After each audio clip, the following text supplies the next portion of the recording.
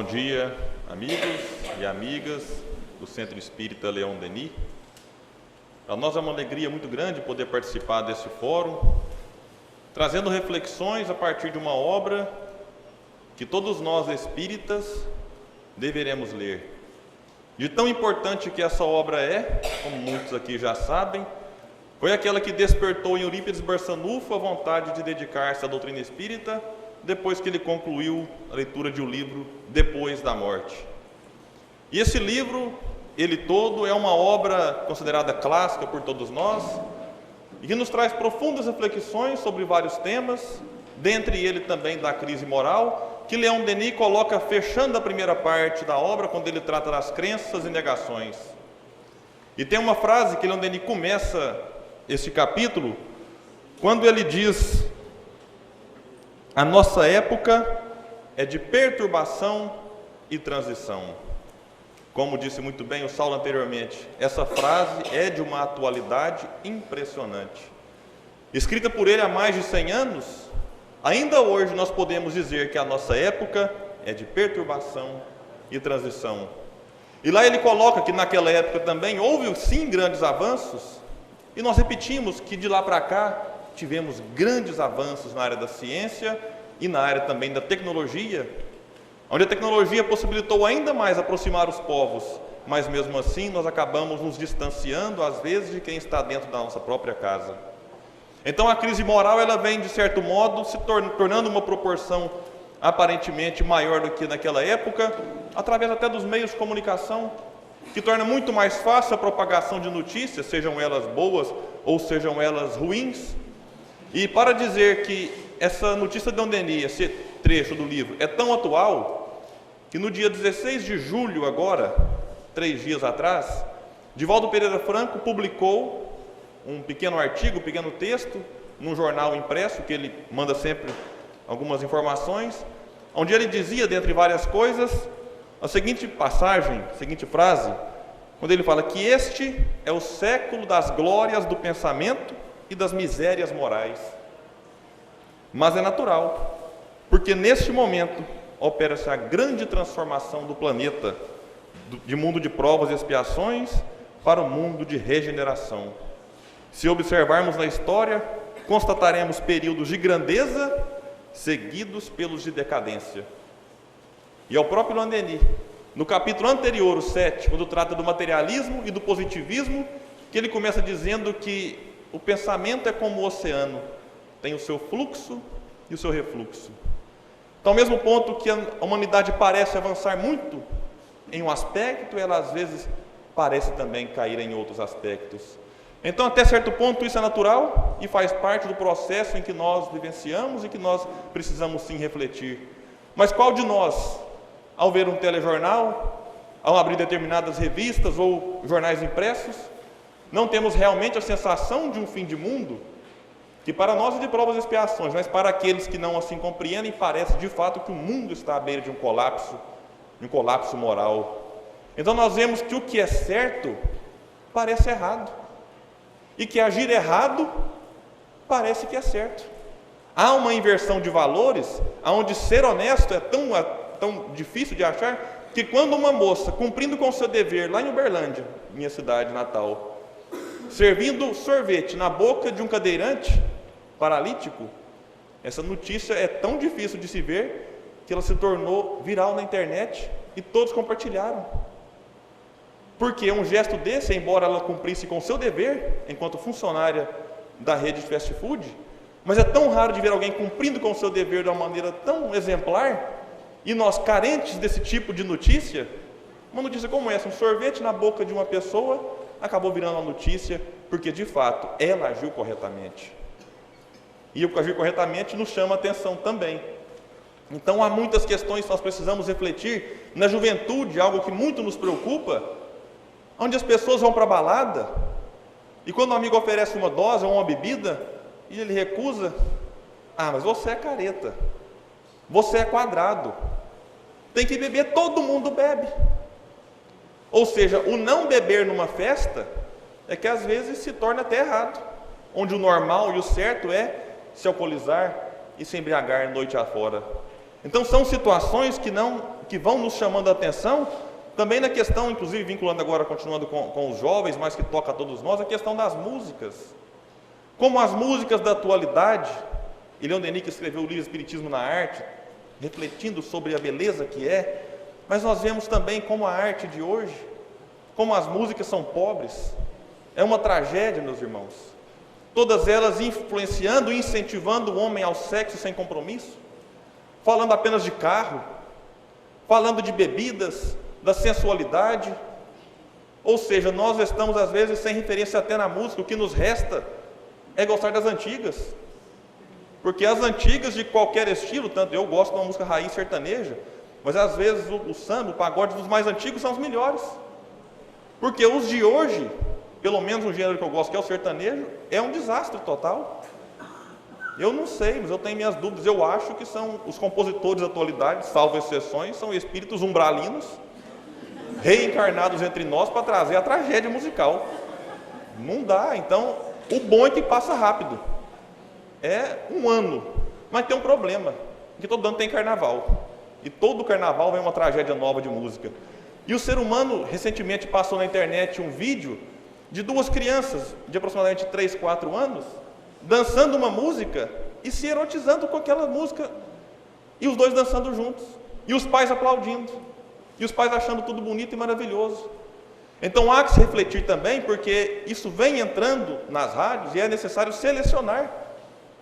A questão das novelas, que em alguns casos, infelizmente, retrata uma realidade, onde também incentiva a traição, adultério, onde o bandido sempre é bonito, sempre é alguém que se dá bem na vida, que tem carro importado, carro bom, mulheres lindas, passando a ideia para os jovens que assistem a novela, de que ser bandido é bom e é o correto, porque às vezes o bonzinho tem nas suas dificuldades na vida, não tem um carro velho, a esposa não é tão bonita como a do bandido.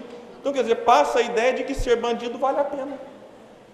Infelizmente é uma realidade, porque lá em Uberlândia, no nosso grupo de estudos, uma moça que trabalha na Universidade Federal, ela disse que foram uma vez fazer uma experiência com crianças, né, de 10, 11 anos, e perguntaram para as crianças da escola: qual é o sonho que você tem quando você crescer? O que você quer ser?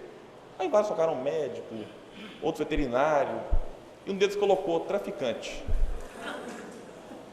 E ficaram preocupados, e aí chamaram a psicóloga para fazer a abordagem correta, e quando chamaram para conversar, né, sem ser incisivo, apenas querendo ouvi-lo de fato, começaram: você colocou traficante na sua resposta, mas qual é o motivo? Ah, porque meu tio é traficante, e ele é rico, tem carro bom, tem joias de ouro, e ele é pessoa muito gente boa, então eu quero ser igual a ele quando crescer. E a professora com a psicóloga conversaram: mas você sabia que você pode ser preso também? Ele falou: eu sei, meu tio já foi, mas saiu rapidinho. Então, trazendo também, crescemos com a ideia de impunidade, que o crime vale a pena, esquecendo que por mais que nós façamos algo errado e que ninguém viu, mas a própria consciência está vendo e registrando. E aí nós temos então também que ver a situação política, que cá entre nós anda um caos. Mas aí temos uma reflexão de que nós às vezes acusamos muito os políticos.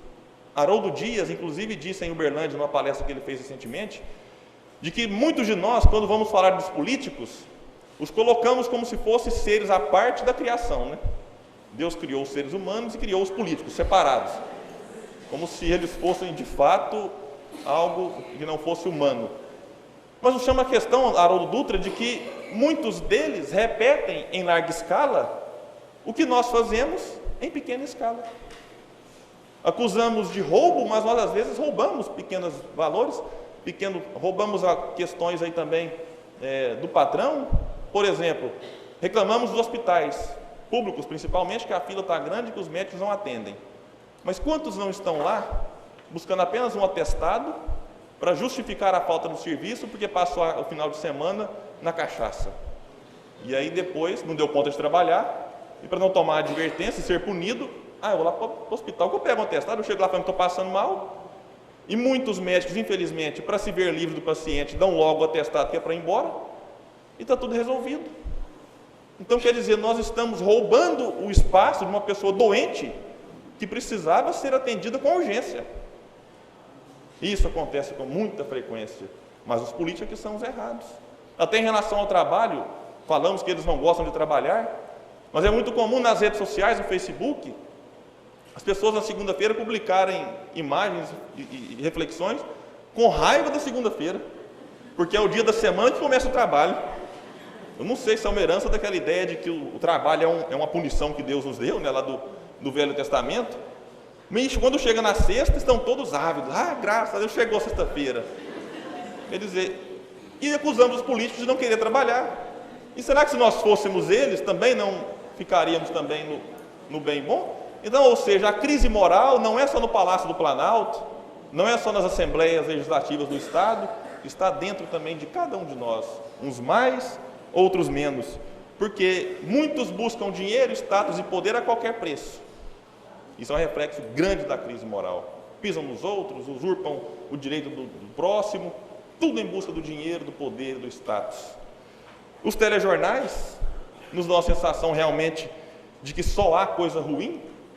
Temos visto um sinal de melhora em grande, Fantástico, por exemplo, e outros programas de grande audiência, vem trazendo já sinais também de que o mundo não é tão ruim assim, mas vemos que, em grande parte, alguns são especialistas e falta pouco sair sangue na tela da televisão. Tamanha é a tragédia anunciada. E a pessoa às vezes assiste aquilo e fica empolgada, e você chega na casa da pessoa que está assistindo, boa tarde, tudo bem? Não, está tudo bem não, olha aqui o que está passando, você vê. E passando tragédia, perseguição, e a pessoa assiste aquilo e já fica com um sentimento negativo, com um clima, com energia, onde tudo parece ruim, onde o mundo parece realmente acabar, e nós vamos então perdendo a oportunidade de ver também programações melhores. E falando em tragédias, quem nunca percebeu, quem nunca viu, essa questão que está acontecendo no Oriente Médio, com o Estado Islâmico, que são religiosos fanáticos, que não representam, de fato, o pensamento muçulmano, mas representa sim uma pequena minoria de fanáticos religiosos que sempre existiram no mundo, mas que agora tem, parece que uma força diferente para matar aqueles que não compactuam com o seu pensamento religioso.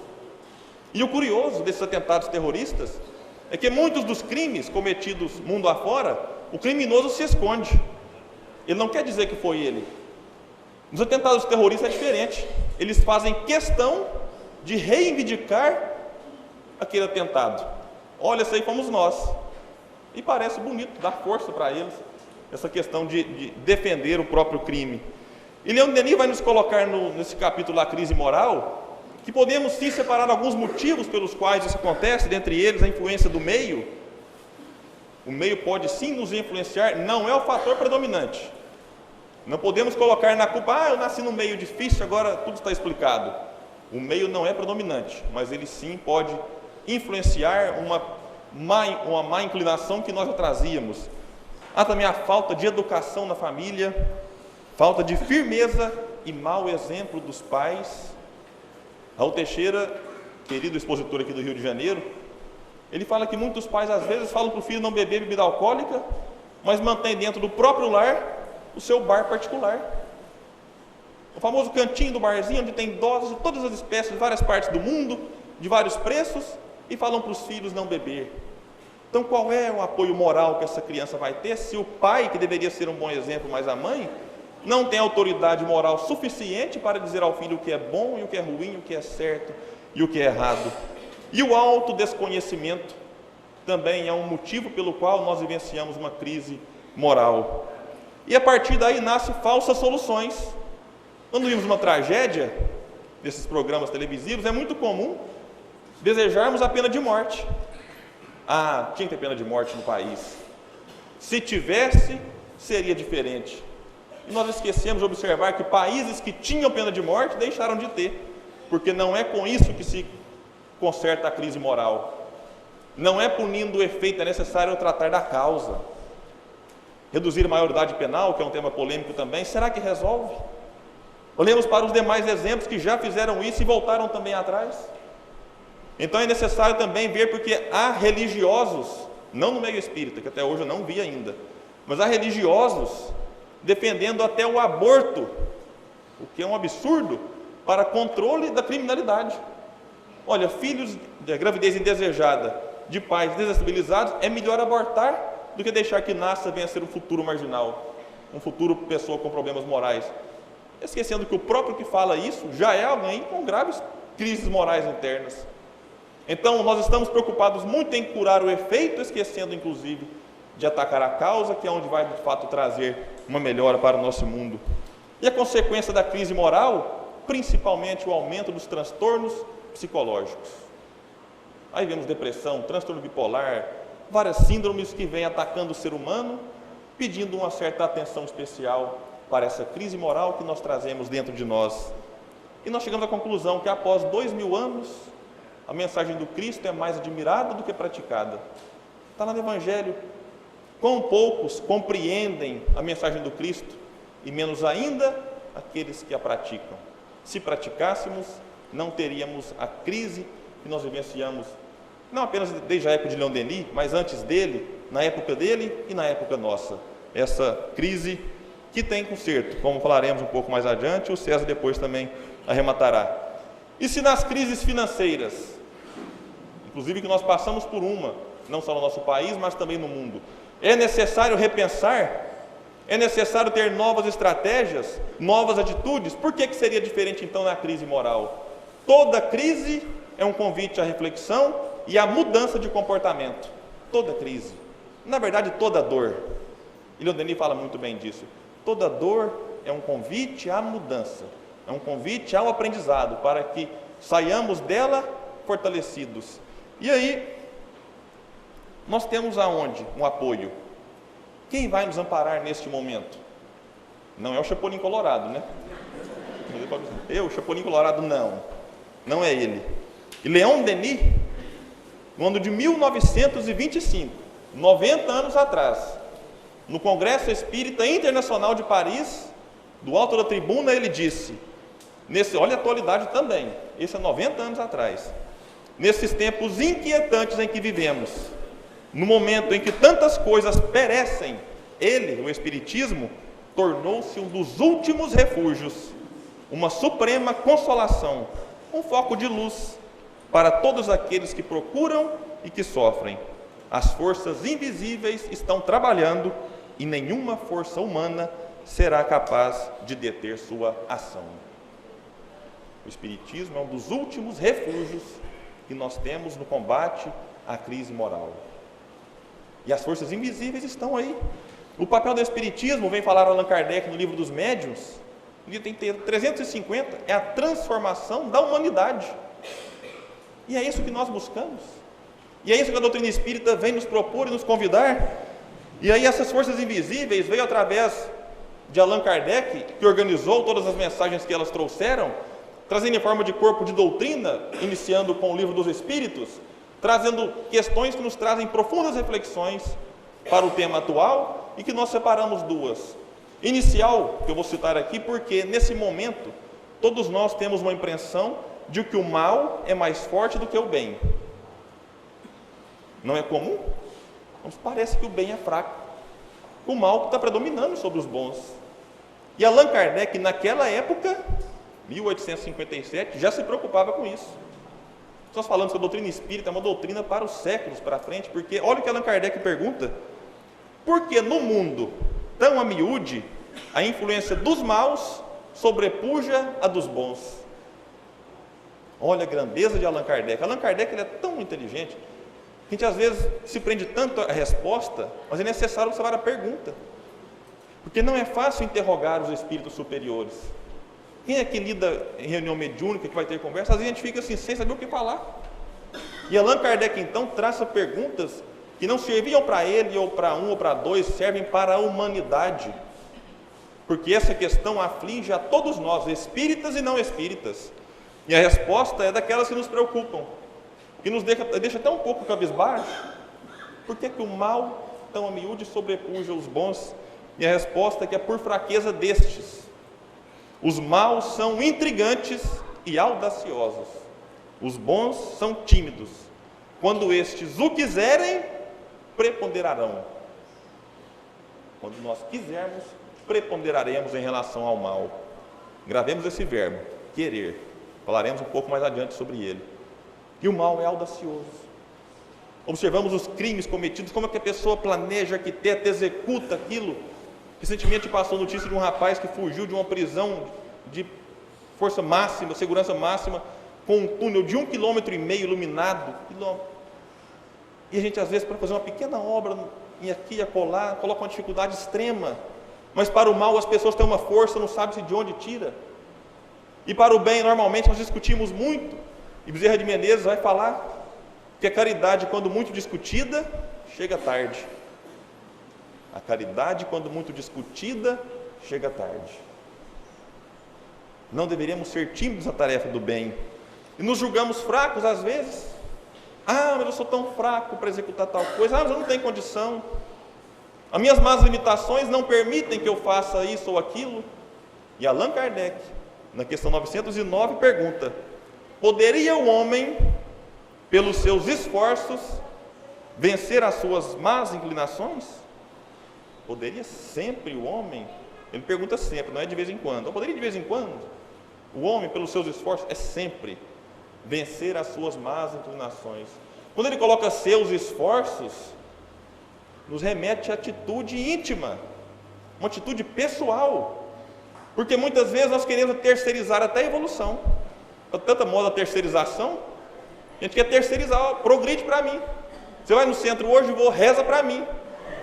Quem nunca ouviu esse pedido, né? Ah, você vai lá hoje. Por quê? Vamos também? Ah, não posso. Eu tenho uma festa hoje para ir. Ah, a novela é o capítulo importante. Fulano vai matar a ciclana hoje. Não posso ir. Então, quer dizer, de que adianta a gente? Não estamos tirando o mérito da prece em relação ao outro, que é muito importante. Mas será que a prece que nós fazemos para alguém que não veio ao centro espírita, para ver o capítulo da novela, será que vai fazer efeito nele? Vai ajudar a gente, porque é dando o que se recebe. A gente faz a prece, se o outro recebeu ou não, é outros 500, né? Mas a gente acaba sendo beneficiado pelo bem-estar de fazer uma prece em direção a alguém. Nós terceirizamos. E dá até vontade, tem hora de progredir para o parente. Tem parente complicado que a gente, se pudesse, evoluía para ele.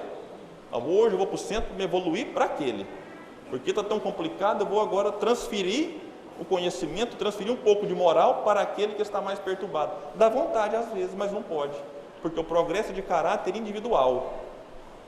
Ninguém progride para o outro. Ninguém progride para o outro.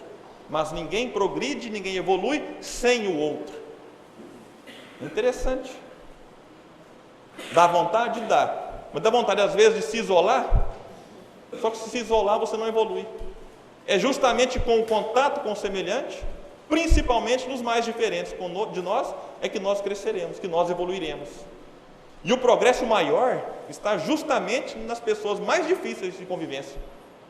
É aquele parente mais complicado, é que nós olhamos e falamos assim: puxa vida, se eu souber lidar, se eu souber superar essa diferença, eu estarei crescendo.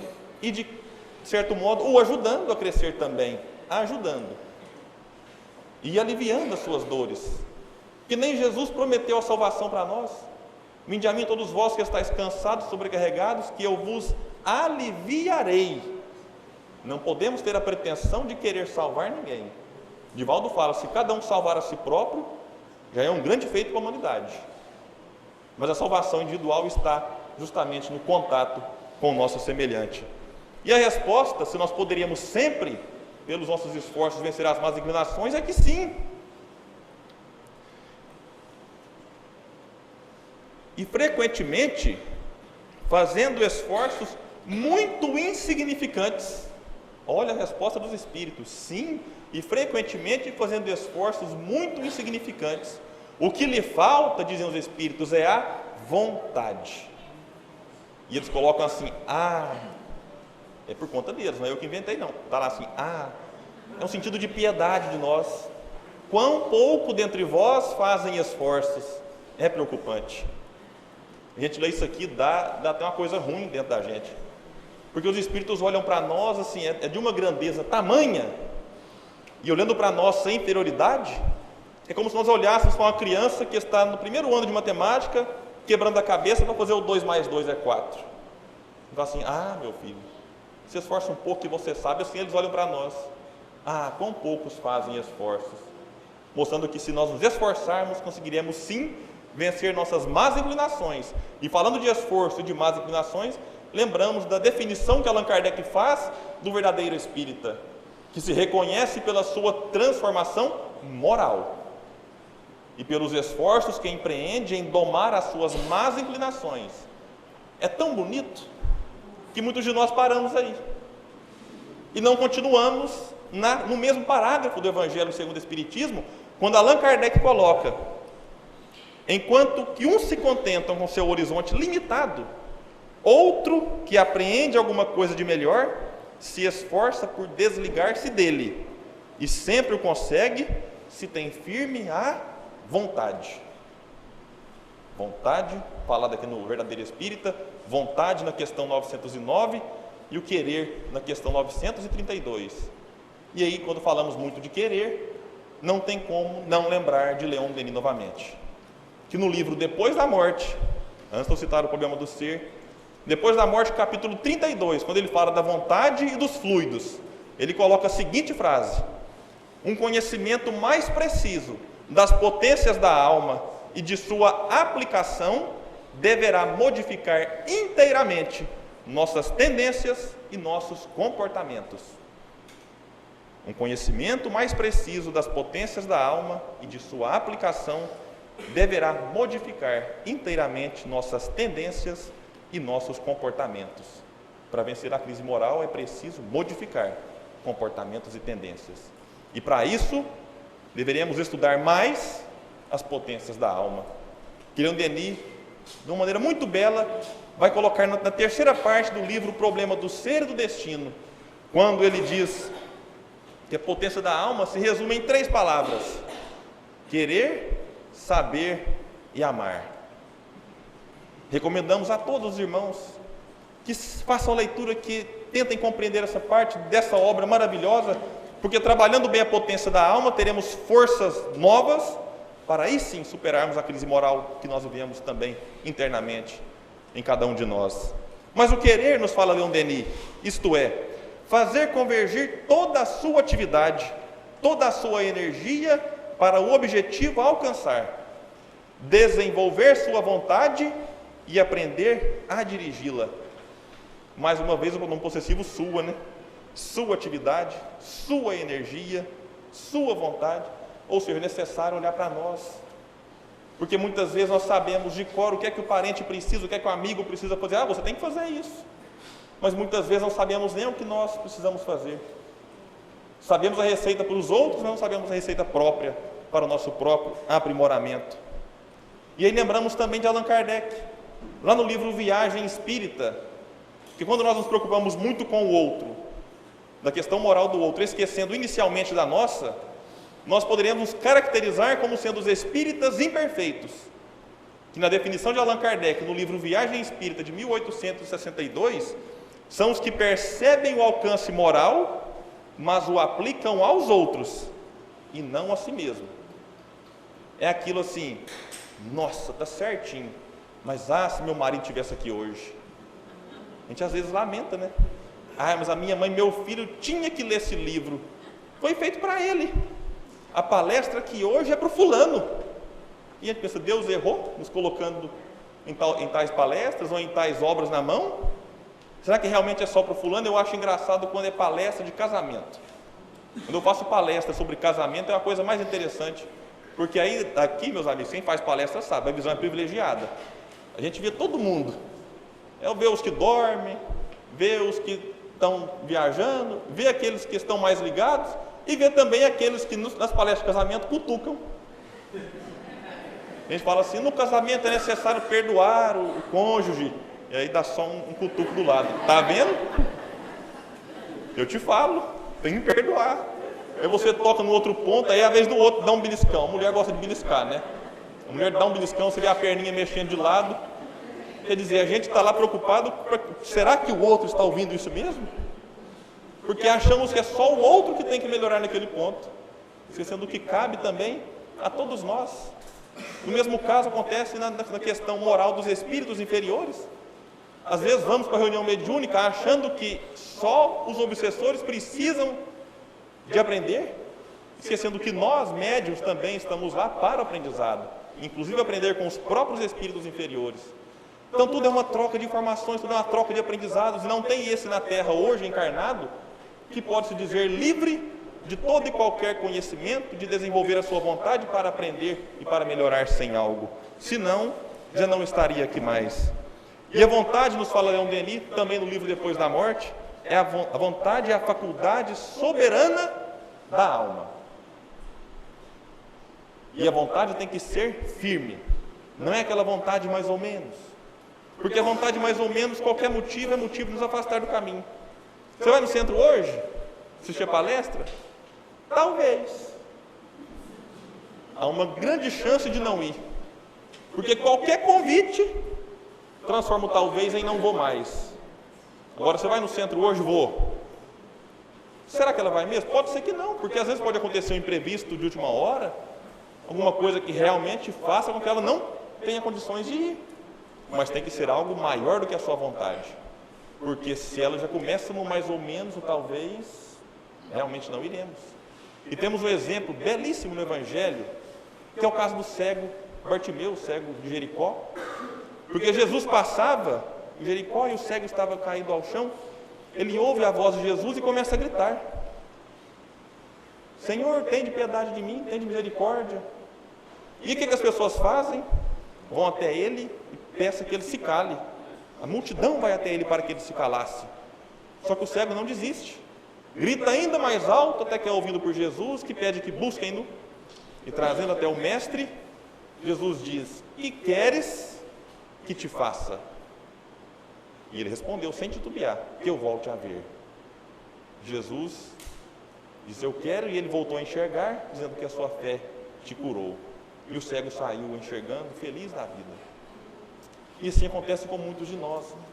A gente às vezes grita por Jesus, começa a vir ao centro espírita, mas vem a multidão daquela época, que ainda existe hoje, dizer para nós: cala-te, não vá ao centro espírita. Essa multidão vale para os encarnados e para os desencarnados, que gritam às vezes silenciosamente em nosso ouvido: não vá, não chame por Jesus, não chame pelos bons espíritos, continue assim, é tão bom. Porque a crise moral satisfaz muita gente ainda, e muitos não querem ver com que a gente dê um passo adiante, porque eles se comprazem na nossa situação ruim. E deveremos ser como o cego, não desistir no primeiro, no segundo obstáculo. Gritemos mais alto, peçamos ajuda a Jesus e aos bons espíritos, porque assim como o cego teve a sua visão aclarada, nós também teremos. Se não somos cegos do corpo físico, mas todos nós temos uma cegueira parcial da própria alma, e que deveríamos trabalhar incessantemente por torná-la cada vez mais límpida e mais pura. Esse é o nosso grande objetivo. E se Jesus perguntasse para nós hoje: que queres que te faça? Difícil, né? Eu já sei o que eu ia falar. Passa amanhã. Porque hoje eu não sei. A gente às vezes não sabe. Porque como nós queremos tanta coisa, e ao mesmo tempo você fala assim: é só um, meu filho. É só uma coisa. A gente não sabe, fica perdido. Então muitas vezes nós não desenvolvemos nosso objetivo, nossa atividade, porque nós não sabemos de fato o que é que nós queremos. É necessário refletir e pensar muito bem nisso, e sem colocar dificuldades maiores do que a nossa vontade. Porque querer é poder, nos fala Leon Denis. Que o poder da vontade é ilimitado. E ele diz mais, que tudo o que nós queremos, conseguiremos. Só que ele coloca duas condições. A pessoa começa: eu vou jogar na Mega Sena, e eu vou querer tanto, mas tanto, que aí eu vou ser sorteado, vou ser contemplado. Não é bem assim. Leon Denis diz que tudo que nós queremos, conseguiremos, desde que esteja de acordo com a lei divina. Olha, se o que nós queremos está de acordo, conseguiremos. Só que ele coloca outra ressalva: se não for nessa encarnação, paciência, né, meus irmãos? Nós espíritas temos essa vantagem, não desistir nunca. Um dia passou uma reportagem de uma senhora com 93 anos formando em Direito. E muita gente fala assim: mas para quê, coitada? Com essa idade, formando em Direito, não vai dar tempo de exercer a profissão. E a gente pensa, nessa não dá, às vezes não dá realmente, mas tem muitas pela frente. Então, nunca é tarde para recomeçar. Nunca é tarde para aprender algo novo, porque temos a eternidade pela frente. Então é necessário imprimir uma vontade muito grande, porque foi Jesus mesmo que nos mostrou a potência que nós temos dentro de nós, quando disse: vós sois deuses. Podeis fazer tudo o que eu faço, e muito mais. Olha para a gente ver a potência que nós carregamos dentro de nós e desconhecemos, e não utilizamos. A potência da vontade. Nós podemos fazer tudo. Paciência, calma, vamos ser Jesus um dia. E faremos mais do que Ele. Inclusive, isso é um argumento quando, numa certa ocasião, um amigo, me lembrei disso agora, me disse que ser espírita era algo contra as escrituras consideradas sagradas. E eu relatei, eu falei, por quê? Porque vocês conversam com os mortos. Eu falava, olha, mas na passagem do Evangelho, Jesus conversa com Elias e Moisés no Monte Tabor, que também eram mortos. Ele falava assim, mas Jesus é Jesus, né? Jesus é Jesus. E eu falei, mas ele disse que nós podíamos ver tudo o que ele faz. Ele não colocou parênteses, exceto conversar com os mortos. Ele disse que tudo, mostrando a cada um de nós que deveríamos sim termos ele como guia e como modelo da própria humanidade. O reino de Deus, disse ele, está dentro de vós. E quando nós também falamos em vontade, é necessário aliar a um segundo ponto, que é a vontade agora com o otimismo. As pesquisas científicas vêm demonstrando que todos os otimistas têm uma vida melhor, inclusive no combate a doenças graves. Pacientes com câncer, que encaram a doença com otimismo e até com alegria, têm maior possibilidade de cura do que aquele que se entrega à doença e passa a reclamar de Deus, achando-se agora um órfão da divindade. Então o otimismo vem exercer um papel fundamental nesse momento de crise, porque muitos de nós, vendo que a situação econômica do país, a situação moral não está lá, essas coisas, só falamos disso. Se a pessoa chega, bom dia, fala, bom dia, você não viu a notícia? A coisa está ruim, a coisa está feia. Mas vamos aí, vamos para cima, vamos para algum local, vamos trabalhar, vamos ajudar alguém. Não, vou ficar quietinho aqui. Uma crise dessa, não é bom nem sair de casa. A pessoa vai se entregando, vai se fechando, passa um tempo, entra numa depressão. Porque as notícias também acabam nos contaminando e nos tornando pessimistas em relação ao futuro. Então a doutrina espírita é uma doutrina de esperança, aliada ao otimismo. Nós observamos, o Jerônimo Mendonça falava que espírita de cara feia dá zebra.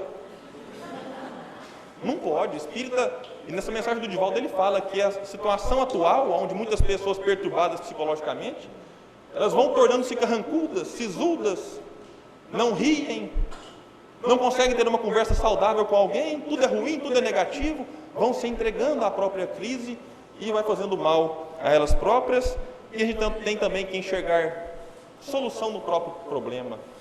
Esse é o desafio, é enxergar que às vezes poderia estar pior, mas que a misericórdia divina sempre nos dá a oportunidade de que nós reavaliemos e recomecemos um momento de crise, um momento de dificuldade. Tem um caso de um homem que ele estava envolvido em muitas dívidas financeiras e ele então resolve cometer o suicídio. E ele vai até uma ponte muito alta e se atira lá do alto e cai numa represa. Mas com o instinto de conservação, quando ele caiu, deu aquele desespero nele de querer viver. E ele queria morrer, mas parece que não era tanto assim. E ele se debatendo, eis que havia um pescador próximo.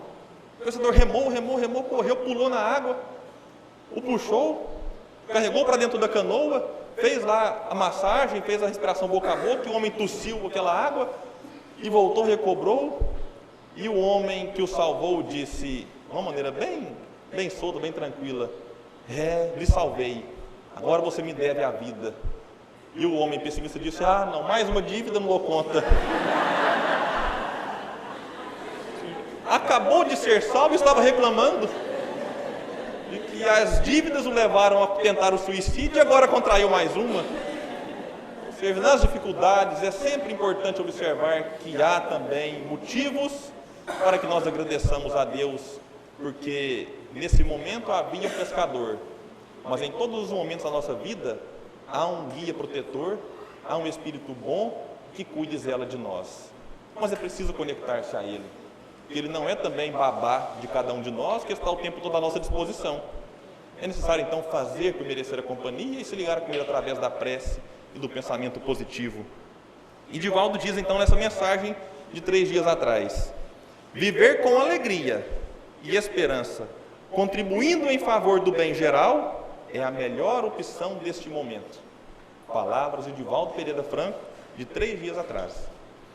Mas como ele falou do querer, saber e amar, é necessário saber, porque sem o estudo das leis, sem o estudo aprofundado, sem o conhecimento das coisas e das leis, o pensamento e a vontade podem perder-se. Estudo aprofundado. E eu fui embora aqui ontem do CELD, impressionado com a quantidade de estudos que a casa oferece, de estudos aprofundados. E quantas casas espíritas não temos nos oferecendo isso, dando-nos a possibilidade de conhecer as coisas e as leis morais, que é aquilo que de fato nos fará feliz, desde que nós as cumpramos, que não podemos nos acomodar, achando que, Evangelho não preciso mais, já li 3 vezes o Evangelho, já sei tudo do Evangelho, já sabe, mas pratica, vivencia o Evangelho, ainda não, eu já sei. Então vamos estudá-lo mais, porque o estudo auxilia para que nós o coloquemos em prática. Há aqueles que falam: você já leu o Evangelho? Só ao acaso. Coitado do Evangelho, porque abrir ao acaso é maravilhoso. No momento de distração, a gente está no momento de angústia, abre ao acaso, mas o estudo do Evangelho não se dá abrindo ao acaso, porque é muito comum o Evangelho viciar, no bom sentido da palavra, né? Às vezes cai sempre no meio, 10, 11, 12, 13, 14, e o coitado da introdução nunca cai ao acaso. Ninguém abre no Sócrates, vê como é que a ideia socrática já foi, digamos assim, um preparador do campo do Espiritismo. Coitado, ninguém lê. As preces, né, que Kardec coloca no final, nos dando orientação, também não lê ao acaso, porque só normalmente cai mais no meio, e a pessoa fala assim: eu estou precisando realmente disso. E cai sempre na mesma, porque viciou, tem uns cortezinhos nas páginas. Então é necessário tomar cuidado. O estudo do Evangelho é diferente daquela abertura ao acaso que nós fazemos para uma leitura esporádica. E há também aqueles que fazem uma prece antes, pedindo aos Espíritos orientação ao abrir o Evangelho, e quando abre e cai numa parte grande, aí ela fecha o olho e fala: abri errado. Porque está procurando um pequeno. E o que a gente gosta mesmo é da paciência, né? Porque da paciência é curtinho. Ele nem desenvolve em nós a paciência da leitura. E que, segundo Divaldo, quem escreveu foi Joana de Ângeles, que lá está Espírito Amigo. E Divaldo revela que foi ela que escreveu essa belíssima mensagem da paciência. Então é curioso. Outro detalhe desse abrir ao acaso, que o Rossandro Klingey, não sei se muitos aqui o conhecem, expositor lá da Paraíba, ele fala que quando vamos abrir a Bíblia ao acaso e estamos com raiva de alguém, a gente abre aonde? A gente leva o dedinho lá para o começo, né? Velho Testamento. O Senhor dos Exércitos vai aplacar o inimigo. Eu não vingo, mas Deus vinga para mim, né? A gente fica feliz. Agora, quando nós estamos aflitos, né? Para baixo, a gente vai aonde? No Evangelho, lá no finalzinho, no Novo Testamento, ver as belas e doces palavras de Jesus, que vem a nos acalentar naquele momento de dificuldade. Mas muitos de nós ficamos, falta tempo para estudar. Ainda tão corrido. E Leon Denis, no livro Depois da Morte, capítulo sobre o estudo, ele vem falar que muitos dizem adorar o estudo, mas objetam-lhe que lhes falta tempo e gastam às vezes noites inteiras em conversas ociosas e em jogos. Aí eu lembrei de quando eu acordava de madrugada para ver o Rubinho Barrichello na Fórmula 1. E eu falo que não tem tempo para estudar. A gente acordava com ele às 2 horas da manhã, corrida no Japão. Ver o Rubinho Barrichello, que às vezes nem largava, né?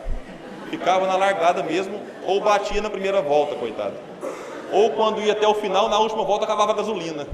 Era um desespero total. Mas muitos de nós gastamos tempo absurdo com conversas, eu falei aqui ontem, né, com o WhatsApp, com o Facebook, que é um obsessor virtual que nós temos. A gente entra para ficar só um pouquinho, fica uma hora que vê, foi 1 hora do tempo. Dava para ler um pedação de algum livro. Mas temos tempo, o que falta é direcionar bem a nossa atividade, como diz Leon Denis no Querer. E ele fala também que muitos de nós alegamos não ter dinheiro, mas ele fala que muitos gastam dinheiro com outras coisas que daria para compor uma rica coleção de obras. Sem falar que hoje nem precisa ter dinheiro mais para ter bons livros em mãos. Temos bibliotecas em quase todos os centros espíritas, Brasil afora, que empresta de graça. Ou seja, basta querer buscar o saber, que uma coisa vai levando a outra. Saber em relação à imortalidade da alma. Porque Allan Kardec deixa bem claro nas suas obras que o poder moralizador da doutrina espírita está na imortalidade da alma. E ao contrário, aquele que crê que a morte acaba com tudo, ele tem uma força para fazer a baderna, para fazer simplesmente aquilo que lhe agrada. Aumenta o egoísmo porque ele quer aproveitar a vida, não importa como. Não importa que seja de modos mais imorais possíveis, mas ele quer aproveitar a vida porque se acaba no túmulo, vamos curtir. Agora, aquele que vê que o túmulo é apenas uma passagem para um outro momento, de cada um de nós constrói a própria história, cada ser em si carrega o dom de ser capaz e de ser feliz, como diz Almir Sater e Renato Teixeira, na belíssima música Tocando em Frente, cada um de nós carrega essa capacidade. É a lei de causa e efeito. E quando nós vivemos com vistas para o futuro, a coisa muda. Porque aí eu sei que o meu destino não é os outros que traçam para mim, sou eu próprio. E cabe a mim, neste momento, corrigir sim minhas más inclinações, se eu quero almejar um local melhor no mundo espiritual. Cabe a nós então trabalhar, sabendo da lei de causa e efeito. Porque a lei de causa e efeito, ela produz um freio em nós. Quando queremos fazer algo que contraria a própria consciência, que é onde está a lei de Deus, lembramos da lei de causa e efeito. Às vezes, no começo vamos lembrando dela, depois ela vive automático dentro de nós, para que não erremos como erramos anteriormente, bloqueando assim um gesto que traria prejuízo para outras pessoas, e que levando prejuízo a outros, acaba que eu me comprometo ainda mais com a minha consciência. Saber o papel da dor, tudo isso é buscar o conhecimento, porque muitos se comprazem na crise moral. Para muitos ela é vantajosa, como dissemos anteriormente, e muitos mesmo estando nela pensamos, William, mas por que a pessoa não sai daquela situação de sofrimento, de dor, que é fruto da sua atitude imoral, que é fruto dos seus pensamentos negativos? É porque às vezes a dor não fez o papel ainda que a pessoa tem que captar. Tem uma história do cachorrinho da construção, muitos devem conhecê-la, de que um certo trabalhador chegava na obra e observava que tinha um cachorrinho deitado, chorando. Pensou, por que ele está chorando? Ele chegou perto e tinha lá uma tábua, e o cachorrinho deitado em cima da tábua que tinha um prego. E o prego causando nele um incômodo, e ele chorava. E tirou o cachorrinho de lá, passou um pouquinho, ele voltou. E deitou na mesma tábua. Como não é possível, né? E no outro dia ele voltou, estava lá o cachorrinho saía, bebia água, comia, voltava para a tábua com prego. Ele perguntou para o mestre, mas aquele cachorro tem muito tempo que está ali? Ele falou assim, deixa eu começando as construções aqui. Eu falei, mas ele chora, mas não sai do lugar. E o mestre disse assim, é porque a dor foi o suficiente para que ele chore, mas não para que ele mude de conduta. E assim acontece com a gente. Muitas dores são suficientes para que nós choremos, mas não saiamos do lugar. E é necessário então modificar o olhar em relação à dor, porque toda dor é um convite à mudança, inclusive as dores morais, principalmente elas. Em relação ao Livro dos Espíritos, vem trazer agora uma frase muito interessante, uma questão. Se nós falamos no começo que o autodesconhecimento também é algo que gera a crise moral, é necessário então buscar o autoconhecimento. E Allan Kardec vai perguntar qual é o meio prático e mais eficaz. Deve haver vários. Allan Kardec perguntou o mais eficaz que tem o homem de melhorar-se nesta vida e de resistir aos maus arrastamentos. É a resposta, um sábio da antiguidade já vos disse, conhece-te a ti mesmo. E Hamed vai falar que o autoconhecimento é a capacidade inata que nos permite perceber, de forma gradativa, tudo o que necessitamos transformar. Tudo. Gradativo, não é aquela questão de amanhã eu vou ser agora um espírito puro. Não, é gradativo. E aí, Santo Agostinho vem na questão 919A, trazer as orientações, porque Allan Kardec já conhecia essa frase. que é uma frase dos sábios gregos. Lá dizem que é de Sócrates, outros falam que é de outro filósofo grego, mas independente, é uma frase conhecida de Kardec. E ele fala que a dificuldade está justamente de conhecer a si mesmo. E vem Santo Agostinho dizendo: fazei o que eu fazia quando vivi na terra, trazendo-nos a orientação de que deveríamos fazer uma análise da própria consciência. Ao fim do dia, observar como é que foi a nossa vida naquele momento, desde o amanhecer, como é que eu me comportei, como é que eu me relacionei com os meus parentes, porque às vezes não falamos bom dia nem para a esposa e para os filhos, e vamos falar para quem a gente vê na rua, esquecendo que o maior desafio é dentro do próprio lar. Vamos para o trabalho, passamos lá 8, 10 horas, 6 horas com colegas, passamos mais tempo com eles do que com os familiares, e temos uma relação conturbada. Como é que nós nos comportamos ao longo do dia? Santo Agostinho propõe que façamos isso diariamente, o que é muito difícil. Às vezes a gente vai fazer essa autoanálise deitado, né? Fala, vou fazer uma oração antes da autoanálise. E aí começa, Pai Nosso, antes de perdoar os inimigos já dormiu. Começa no Pai Nosso e vai acabar só no mundo espiritual. Não dá tempo, porque tem que ter até a postura, que se deitar, o cérebro entende que deu o comando para o descanso, e já cria-se uma condição então para a sonolência. Então é necessário ter o cuidado em relação a isso, para que nós não façamos esse balanço. Se não conseguimos todo dia, irmão, tem dia que eu esqueço, eu também, mas que não façamos somente num dia famoso, que é o dia 31 de dezembro, que é o dia mundial da autoanálise, né? Todo mundo vai para as festas, e naquele momento ali deu 10 horas, começa a chegar perto da virada do ano, e aí começa a ficar choroso, começa a lembrar dos entes que desencarnaram, daqueles familiares que nós paramos de conversar ao longo do ano, e que tem já 11 meses, que nós paramos em janeiro, e agora só em dezembro que nós lembramos dele. Eu preciso me rever com ele, né? E vamos lembrando, e a nossa fé é raciocinada, né? Mas tem muito espírito que vai para a beira da praia e pular 7 ondas.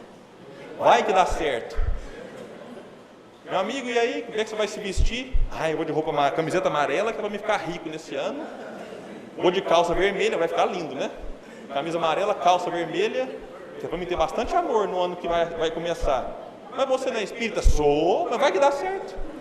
Não custa, vou ter que vestir de alguma coisa que eu visto de vermelho e amarelo, e vai ficar parecendo um falcão, né? Falta só pôr uma flor, um girassol no bolso, para ficar bem caracterizado. Então é necessário buscar o conhecimento das coisas que de fato nos fazem sentido na vida, para que essa autoanálise no 31 de dezembro, esqueceremos de muita coisa que fizemos ao longo do ano, enquanto uma autoanálise diária ou semanal que seja, nos proporcionará a corrigenda necessária, porque quando eu olho o que eu fiz de errado, me torna mais fácil não repetir o erro, e se foi um erro que lesou alguém, que eu possa pedir perdão mais rápido, porque Alberto Almeida orienta que o caminho do perdão é necessário dar um tempo, que se nós entramos num atrito com alguém e de imediato vamos lá tentar resolver a encrenca, poderemos inclusive aumentar o problema. Então ele fala, dê um espaço de tempo. Agora tem pessoas que falam assim, eu não converso com o meu irmão, fala, quanto tempo? 10 anos, estou dando um tempo. Não é tanto assim, né? Esse tempo é o tempo necessário para os ânimos se acalmarem, para o sangue esfriar, e depois vai lá e resolve, não deixe muito tempo, porque se ele desencarnar, aí, né, a coisa pode se complicar um pouco mais. Então que nós nos reajustemos, reconcilia-te com o irmão enquanto estás a caminho com ele, já nos orientava o Mestre Jesus. E no autoconhecimento, Santo Agostinho coloca um detalhe, porque como é que nós, que somos orgulhosos, vamos nos avaliar, a gente pode começar a querer justificar. E lá ele coloca que o avarento não se julga avarento. Ele fala, não, eu sou apenas econômico, eu não sou avarento. Que o orgulhoso não fala que existe orgulho, mas é só dignidade. Não sou orgulhoso, sou digno. Quantos não matam por dignidade, né? Fulano feriu a minha honra, agora eu tenho que revidar. E a honra ferida muitas vezes é paga com a morte. A gente vê como é que as coisas funcionam. Então é necessário tomar cuidado com as justificativas. Em relação, por exemplo, à maledicência, porque nós sabemos que a indulgência é uma das formas de caridade, tal qual a entendia Jesus. E o contrário da indulgência é a maledicência. Mas nós adoramos justificá-la. Toda justificativa, ou quase toda, traz um fundo de algo que tem que ser melhorado. Na maledicência, por exemplo, falamos assim, olha, a gente reúne com outra pessoa, não é querendo falar mal, não. Olha a justificativa. Mas, e aí é meia hora, né, de palavras fraternas em relação ao companheiro. E aí comenta, fala, e aí acaba falando o seguinte, ó, só estou comentando. Eu não estou falando mal não, viu? Só estou comentando. Só Deus sabe, né? Deus está vendo o comentário. Então nós vamos justificando. Olha, não querendo falar mal não, mas você viu o que o outro fez, como é que o outro age? É só um comentário.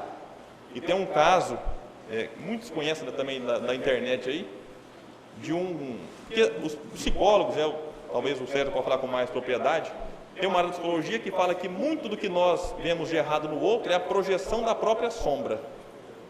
Então nós temos maior facilidade de ver no outro as nossas próprias sombras. Então tem uns que até se vangloriam. Nossa, que eu tenho um olhar clínico. Eu bato o olho na pessoa e sei se ela é desonesta. Fala, olha, cuidado. Essa facilidade de ver os defeitos dos outros pode significar que ele há em nós, talvez em até maior escala. E tem um caso, como eu ia falando, de um senhor que foi procurar um médico.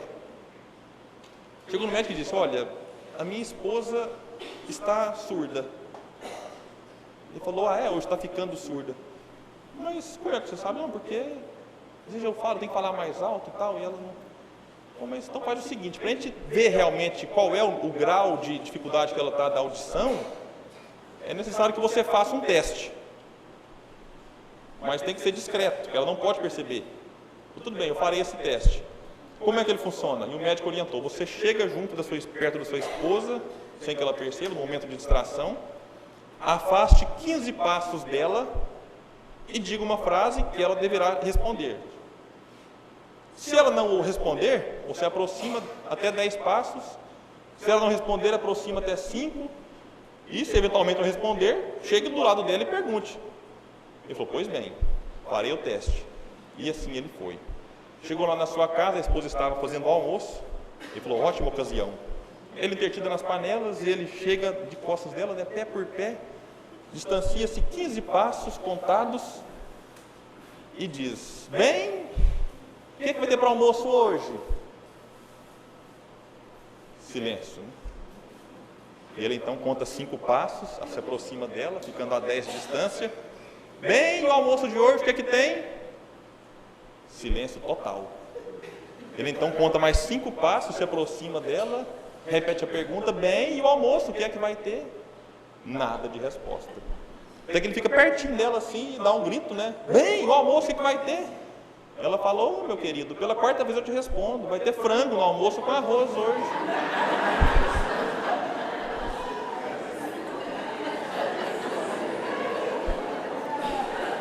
O surdo era ele.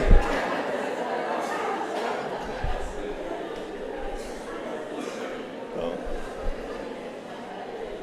muitas vezes nós achamos que o problema está no outro, sendo que muitas vezes está dentro de nós, é nós que precisamos então se tratar.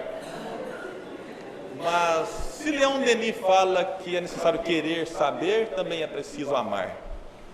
Porque, acima de tudo, é preciso amar, pois sem o amor, a vontade e o saber ficariam incompletos e muitas vezes estéreis. Quantas pessoas não passaram pela terra com uma grande vontade, com um grande conhecimento, mas não amavam. Em relação aos conhecimentos, não da parte moral, da parte intelectual, uma pessoa para fazer uma bomba atômica, ela tem que ter uma vontade e tem que ter grandes conhecimentos de química, de física, de matemática, de várias partes da ciência. Caso contrário, ela não dá conta. Só que a pessoa que faz isso, ela não ama. Aí está a diferença do quando ele fala que é preciso amar. Quantos de nós espíritas, às vezes, que temos até uma vontade, buscamos o conhecimento, mas não amamos, nos tornando até indiferentes e insensíveis para com a dor alheia. Se sofre, é da lei de causa e efeito. Está sofrendo porque merece, deixa para lá, deixa sofrer. Falta o amor no coração de muitos de nós.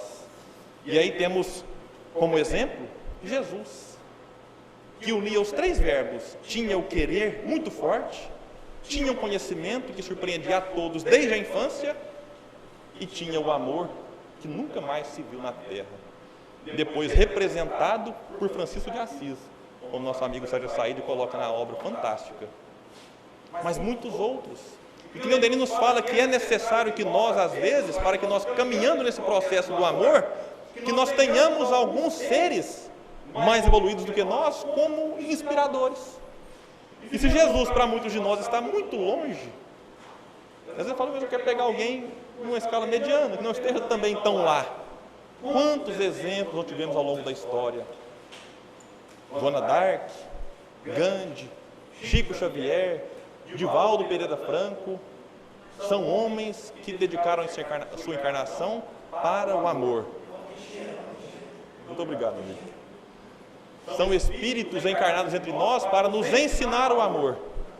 E nós observamos que o quanto o amor é capaz de modificar o semelhante. Observemos o que um Chico Xavier não fez.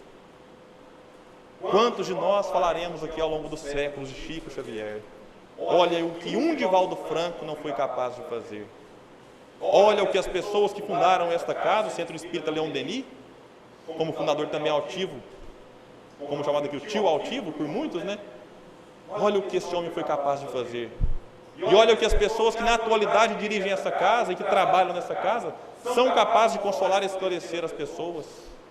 Quando nos disponibilizamos a amar, é o que nós vemos acontecer nesta casa e em muitas outras.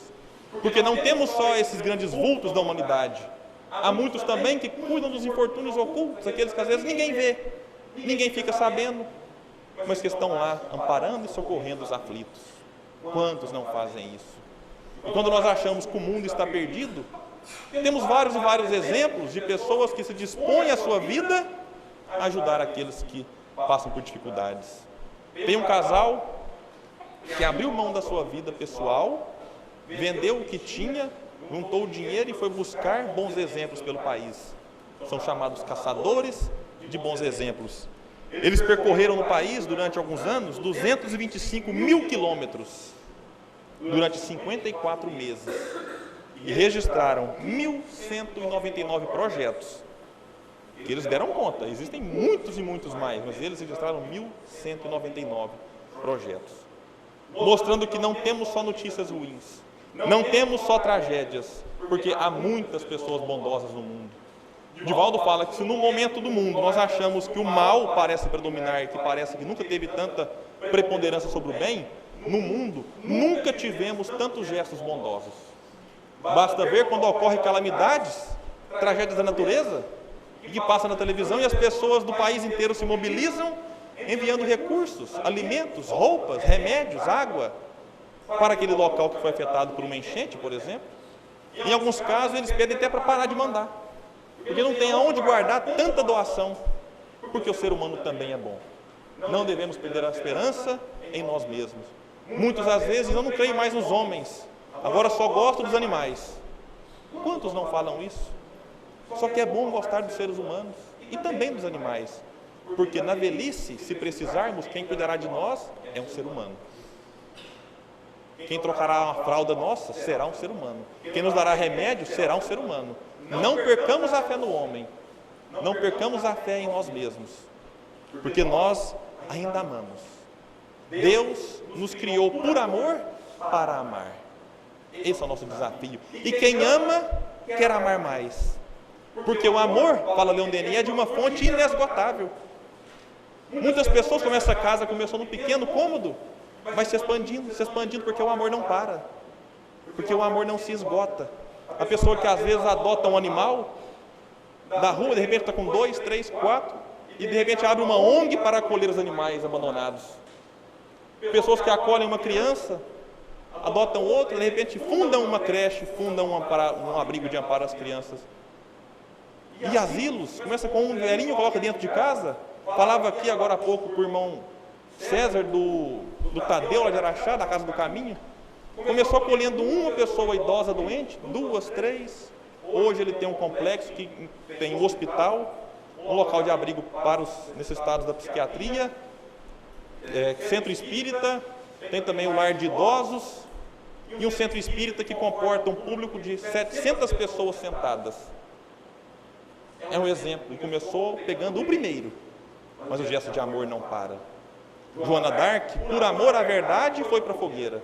por amor à mediunidade, porque ela tinha um compromisso moral com a sua própria missão.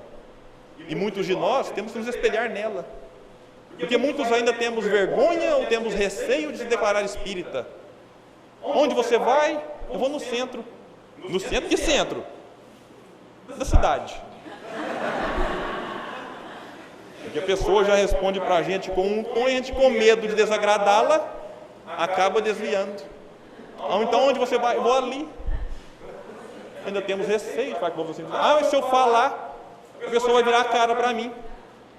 Talvez não faça tanta falta. Porque se a pessoa tem preconceito com religião, é algo a se pensar em relação a ela própria. Agora, talvez ela vire a cara agora, mas lá na frente, ela vai se lembrar que tinha um amigo espírita. E quando ela precisar, ela voltará. É necessário, então, ter também confiança e firmeza na fé que abraçamos, que é a fé espírita, que, como disse Leon Denis, é um dos últimos refúgios que nós temos para vencer esse momento inquietante pelo qual passa a Terra.